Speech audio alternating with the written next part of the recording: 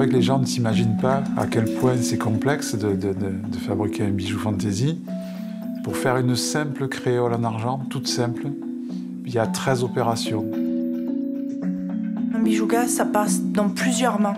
Il va y avoir de la découpe, du montage, du collage, de l'enfilage, de l'émail dessus. Il y a des étapes de séchage, ça passe dans des fours.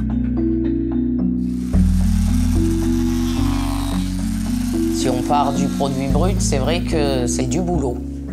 Puis c'est tout fait main, donc on n'a aucune machine. Nos machines, elles sont là.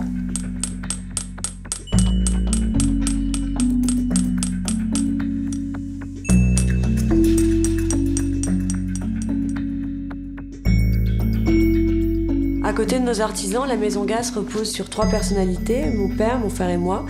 Nous sommes très complémentaires. Finalement, il y a 3 temps. Il y a le temps de l'intuition, qui est plus ma partie, la création, ce que je partage aussi avec mon père. Le temps de la réalisation, qui représente toute cette dimension de notre savoir-faire, de notre technique, qui est entre les mains de notre père, son expérience. Et enfin, le temps de la commercialisation et de la communication, où là, Olivier est essentiel.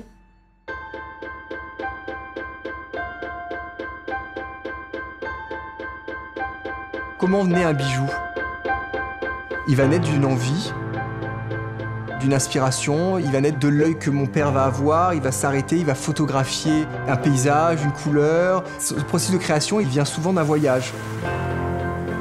Tous mes voyages sont axés vers les pays où il y a du soleil. Je pars souvent en Inde, le Mexique. J'adore les couleurs de ce pays, la Colombie. Et depuis 1983, chaque année, je vais à New York. C'est une ville où l'on trouve les plus beaux flea markets du monde. New York est un moment important de complicité créative avec mon père. C'est un rendez-vous. Quand on revient de ce voyage new-yorkais, on a plein d'envies, plein d'idées et souvent c'est le point de départ de certaines collections. Et c'est aussi tous ces moments intimes qui participent à l'histoire du bijou gaze.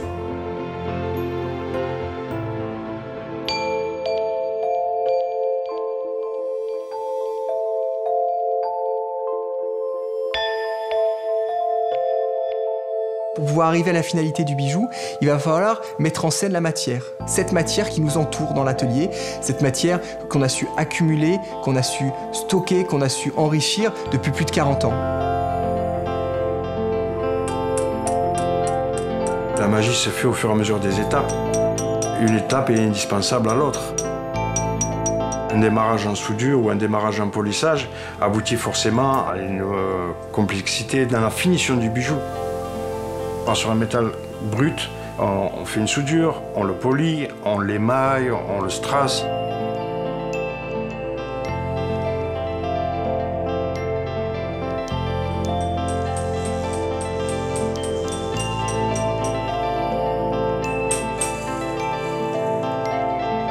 Sur des paires de boucles d'oreilles, on ne peut pas se permettre de faire une soudure un peu à gauche, un petit peu à droite. Il faut que ce soit très symétrique. Sinon, on a des variantes de position sur la boucle d'oreille ou sur le collier. Donc, il faut avoir une main, dirais-je, assez réglée.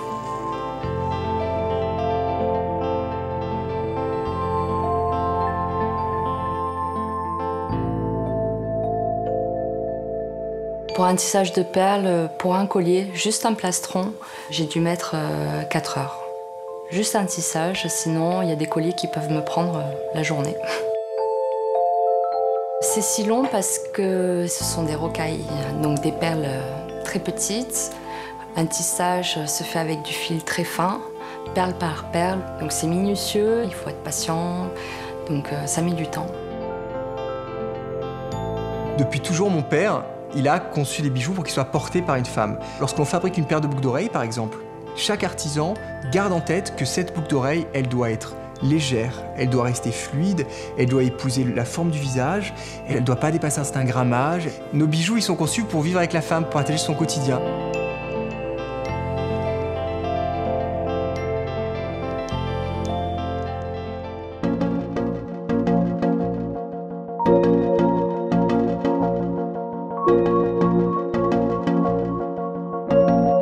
Quand je suis rentré ici, il y a eu l'atmosphère artistique qui m'a piqué au ventre, quoi. Et 32 ans après, je suis encore là, quoi.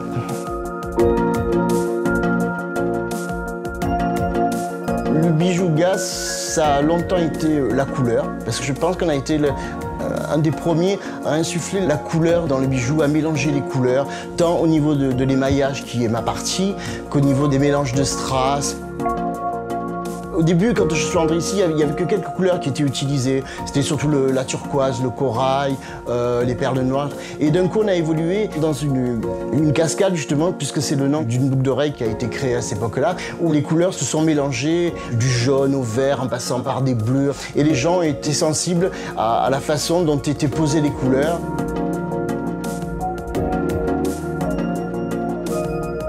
Je suis arrivée chez Gasse, j'étais en contrat de qualification, donc Jean-Yves m'a appris à travailler l'émail. En début de saison, Marie vient et elle s'arrête à chaque poste et elle nous donne les premières directions et on s'inspire de ce qu'elle nous présente. Ça peut être plein de choses, ce qu'elle a vu, des tissus, des matières.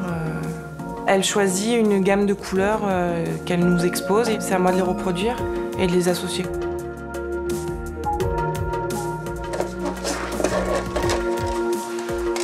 Moi, je travaille avec du fil et j'utilise plusieurs couleurs. Je pense que ce qui fait qu'une fille va être attirée par un bracelet plutôt qu'un autre, c'est le rythme de la couleur. Dans les bijoux Gasse, il y a beaucoup de couleurs, beaucoup de formes qui rappellent un petit peu le panache de la ville de Marseille. C'est un mélange de plusieurs langues, un mélange de plusieurs pays, de couleurs. Toutes ces tendances sont dans les bijoux Gasse.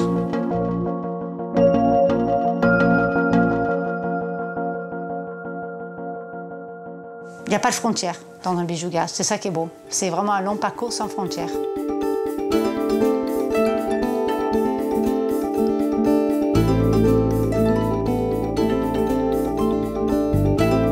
André, grâce à tous ses multiples voyages, nous ramène des belles pierres, des beaux estampés, du beau matériel. Il est très exigeant sur les matières, sur les pierres, sur le travail en lui-même, sur le détail, sur la finition. Surtout, il a un œil sur tout. Je pense que c'est ce qui fait toute la force de Gasse Bijoux. La chance dans notre métier, c'est que nous pouvons utiliser beaucoup de matières. On n'a pas de contraintes. Il suffit juste d'être curieux. On va pouvoir travailler des pierres en verre, des strass, le laiton, l'étain, on va pouvoir travailler le cuir. Toute la force, c'est de pouvoir faire un mariage, harmoniser cet ensemble. Dans les dernières collections, nous avons introduit des matières plus nobles, comme des cuirs très précieux que l'on achète en Italie, du galucha, du serpent. Nous travaillons aussi beaucoup la plume. Ce sont des plumes que l'on va choisir, que l'on ensuite on va retravailler à l'atelier, elles vont être redessinées. Donc ce sont des matières qui sont plus nobles, que l'on n'a pas l'habitude de voir dans le bijou fantaisie. Ce qui définit nos créations, c'est la rareté. Il nous arrive de faire 10 paires de boucles d'oreilles. Et ensuite on change la couleur, on va changer le cabochon, on va changer les pierres. Au départ, nous, c'est la matière, on va travailler une matière. Quand la matière est épuisée, on va passer à une autre création. C'est un processus de création qui est sans cesse renouvelé.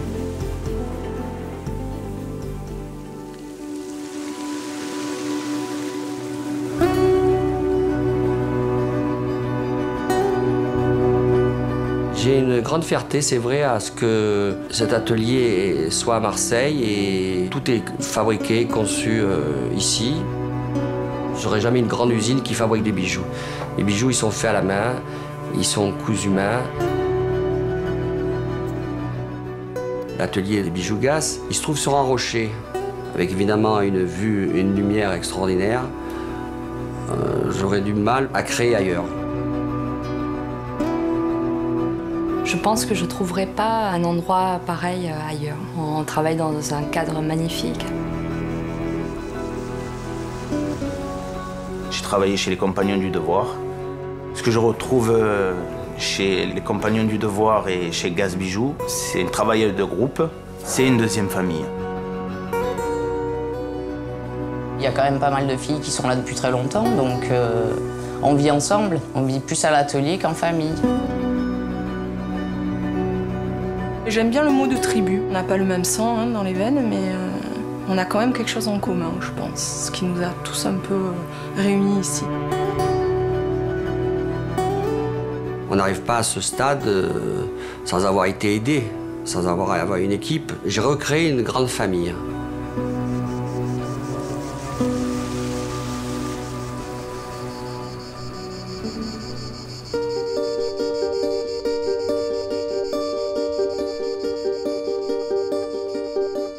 Olivier et moi avons grandi dans notre maison atelier. Il y a des artisans aujourd'hui qu'on a toujours connus et qui symbolisent aussi cette idée de transmission qui est inhérente à notre entreprise. Et c'est cette transmission, cet ADN très fort qu'on aimerait aussi pérenniser. Pour nous, notre luxe, c'est notre atelier, c'est ce savoir-faire, avec ces artisans qui nous entourent et qui entourent mon père depuis plus de 30 ans, 40 ans, 45 ans parfois. C'est sûrement pour ça que la Maison Gasse est différente. Cette richesse, cette envie créative, ce patrimoine, cette envie de se surpasser, ce mouvement continu qui habite ma sœur, mon père et moi, l'ensemble de nos artisans, tous nos collaborateurs, depuis des années.